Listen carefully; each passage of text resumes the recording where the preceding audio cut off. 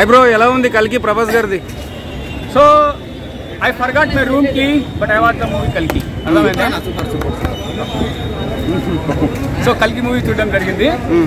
So మూవీలో background చెప్పాలా, mistake చెప్పాలా, కథ చెప్పాలా? కథ చెప్పుకున్నాం. అర్థమైందా? లేజీ గాయ్ ఎవరు? ప్రభాస్. ఇప్పుడు ఫైట్ చేయాలా, అవసరమా, ఇది ఎందుకు అదెందుకు అనేటువంటి ఒక పర్సన్ మరో ప్రపంచానికి వెళ్ళాలి అంటే ఆయనకు పాయింట్స్ కొద్దువ అవుతాయి. మరి ఆ పాయింట్స్ తెచ్చుకొని పైకి వెళ్ళాడా లేదా? స్టోరీ పాయింట్ ఆఫ్ వ్యూ అది. స్టోరీలో బ్యాక్గ్రౌండ్ ఏం తెలుసా? కమల్ హాసన్కి ఒక సిరం దొరుకుతుంది. ఆ సిరం తీసుకొని పెట్టుకున్నప్పుడు మంచి యంగా తయారవుతాడు. కానీ అదే సిరము అతని ల్యాబ్లో 150 రోజులు ఒక అమ్మాయి దీపిక పడుకునే దగ్గర ఉంది అనేటువంటి విషయాన్ని గ్రహించకపోవడం, ఇది ఒక బ్యాక్డ్రాప్. సో ఇది మనం గుర్తు చేసుకుంటే మళ్ళీ సినిమా ముందుకు ఆడదా అనే పాయింట్ ఆఫ్ వ్యూలో తీసాడా అనేటువంటిది కథ. ఏది? కల్కి మూవీ. అండ్ మూవీలో ఒక పెద్ద మిస్టేక్ ఏమి అని అంటే, దుల్కర్ సల్మాన్ ఒక అబ్బాయిని దాని ఏమంటారు పెంచుకుంటాడు. 20 సంవత్సరాలు వచ్చినప్పుడు కనీసం వెంటికలనే తెల్ల కావాలి కదా దుల్కర్ సల్మాన్కి, అవి కావు. ఇది ఒక mistake. And the character of Yati, అసలు యతి అని అంటున్నాను నేను. 8 ఫీట్ అడుగుల అమితాబ్ బచ్చన్ ఉంటాడు.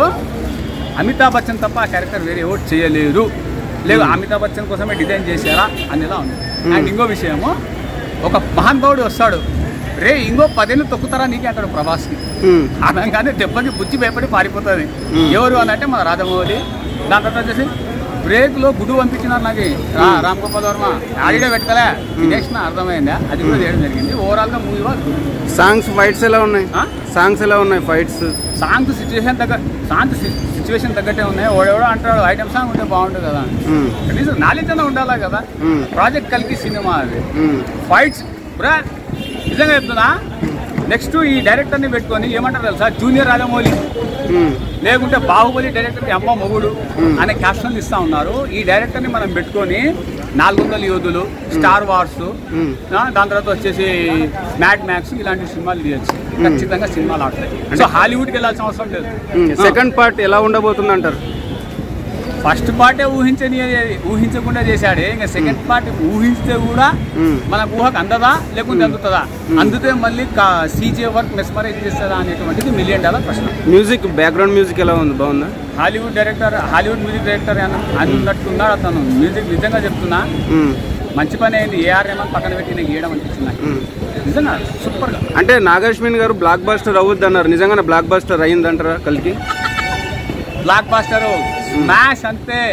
ఇంకో 1 వీక్ వరకు ఫస్ట్ 3 days ప్రభాస్ ముఖం చూసి వస్తారు. తర్వాత 3 days అర్థమైందా? డైరెక్టర్ పరిశ్రమ చూసి వస్తారు. తర్వాత 3 days ఏదో సినిమా చూద్దామని వస్తారు. మొత్తానికి 10 days హౌస్ఫుల్. ఎన్ని కోట్లు వసూలు చేస్తారు అనుకుంటారు కల్కి మొత్తానికి? సలార్ కంటే ఎక్కువ కలెక్ట్ చేస్తారు. సలార్ కంటే ఎక్కువ. ఓవరాల్ గా ఫైనల్ రేటింగ్ ఎంత? అవుట్ ఆఫ్ 10 ఏనా రేట్ పెట్టి ఉంది టికెటింగ్. మళ్ళీ రేటింగ్ అనేది 11 అయిపోయింది. ఇంకేం రేట్ కడతాం? ఓవరాల్ గా అయితే block buster movie. Block buster.